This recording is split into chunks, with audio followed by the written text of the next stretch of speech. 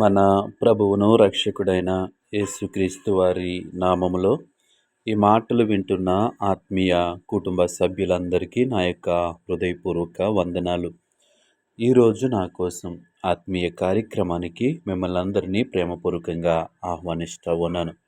చిన్న ప్రార్థన చేసుకుని ఈ దిన వాక్యాన్ని ధ్యానము చేద్దాం.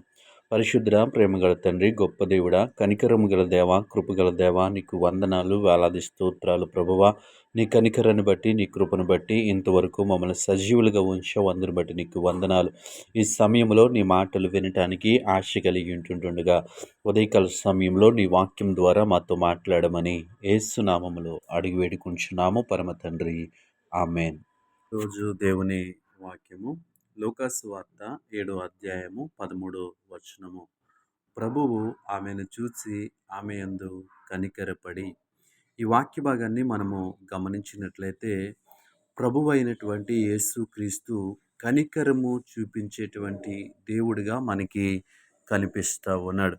ఆయన ఎవరి ఎడల కనికరము చూపిస్తాడు అంటే ఆయన అందరి ఎడల కనికరము చూపించే దేవుడిగా మనము చూస్తూ ఉన్నాం. ఇక్కడ ఈ వాక్య భాగాన్ని మనము పరిశీలన చేసినప్పుడు తనకు ఉన్నటువంటి ఏకైక కుమారుడు చనిపోవటం జరిగింది.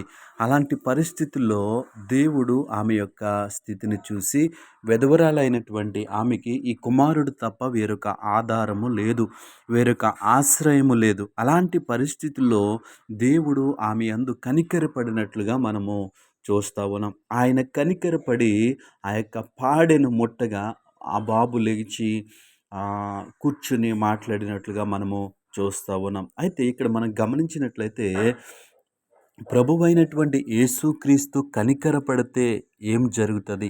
ప్రభువైనటువంటి యేసుక్రీస్తు కనికరపడితే ఏమవుతుంది అంటే అసాధ్యమైనటువంటి కార్యాలు జరుగుతాయి. దేవునామానికి మహిమ కలుగునుగాక. ఎవ్వరు చేయలేనటువంటి గొప్ప కార్యాలు ఆయన చేయగలడని ఈ వాక్య భాగంలో మనము చూస్తూ ఉన్నాం. చనిపోయినటువంటి కుమారుణ్ణి మరలా నెత్తటము అనేది అసాధ్యమైనటువంటి పని. అంటే ఆయన కనికర పడితే ఏ విధంగా ఉంటుంది, ఆయన కనికర పడితే ఎలాంటి కార్యాలు జరుగుతాయి అనటానికి ఈ వాక్యము దేవుడు మన ముందు ఉంచాడు. ఈ ఉదయకాల సమయంలో ఈ వాక్యం ఇచ్చిన ప్రియ ఆత్మీయ కుటుంబ సభ్యులారా, దేవుని వాక్యమందు మనం విశ్వాసం ఉంచి ఆయన కనికరము కొరకు మనము ఎదురు చూస్తున్నట్లయితే సాధ్యమైనటువంటి కార్యాలను ఆయన సుసాధ్యము చేస్తాడు. దేవునామానికి మహిమ కలుగునుగాక. ఈ లోకంలో జీవిస్తున్నటువంటి మనము అనేక సందర్భాల్లో మనుషుల కనికరము కోసము ఎదురు చూస్తూ ఉంటాం. మన పైన ఉన్నటువంటి నాయకుల కనికరము కోసము చూస్తూ ఉంటాం. మన పైన ఉన్నటువంటి అధికారుల కనికరము కోసము చూస్తూ ఉంటాం. తాపత్రయపడుతూ ఉంటాం, వెంపర్లాడిపోతూ ఉంటాం వాళ్ళు మనల్ని గుర్తించాలి అని. కానీ ఈ ఉదయకాల సమయంలో దేవుడు వాక్యం ద్వారా మనతో మాట్లాడుతూ ఉన్నాడు. ప్రభువు ఆమె యందు కనికరపడినప్పుడు ఒక అద్భుతాన్ని మనము చూస్తూ ఉన్నాం. ఒక ఆశ్చర్య కార్యాన్ని మనం చూస్తూ ఉన్నాం.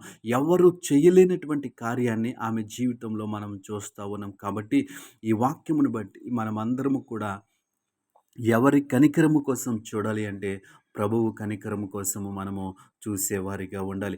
ఎప్పుడైతే ప్రభు కనికరము కొరకు మనం ప్రాధేయపడతామో, ఎప్పుడైతే ప్రభు కనికరము కొరకు మనం ఎదురు చూస్తామో దేవుడు మన జీవితంలో నూతన కార్యములు చేస్తాడు. దేవుడు మన జీవితంలో మృతమైపోయినటువంటి పరిస్థితుల్ని జీవము కలిగిన వాటిగా చేస్తాడు. ఆయన సర్వశక్తివంతుడు. ఆయన కనికరపడితే అలా ఉంటుంది. ఈ ఉదయకాల సమయంలో నీవు ఎలాంటి కనికరాన్ని కోరుకుంటున్నావు? మృతమైపోయినటువంటి పరిస్థితుల్ని జీవింప చేయగలిగినటువంటి దేవుని కనికరాన్ని కోసం చూస్తున్నావా, లేదా మనుషుల కనికరము కోసం చూస్తూ ఉన్నావా? ఒకసారి వాక్యమును బట్టి పరిశీలన చేసుకుని ఈ వాక్యానుసారంగా జీవించే కృప కొరకు మనము ఎదురు చూద్దాం, దాని కొరకు ప్రయాసపడదాం. అట్టి కృప దేవుడు మనకి అనుగ్రహించునుగాక. ఆమేన్.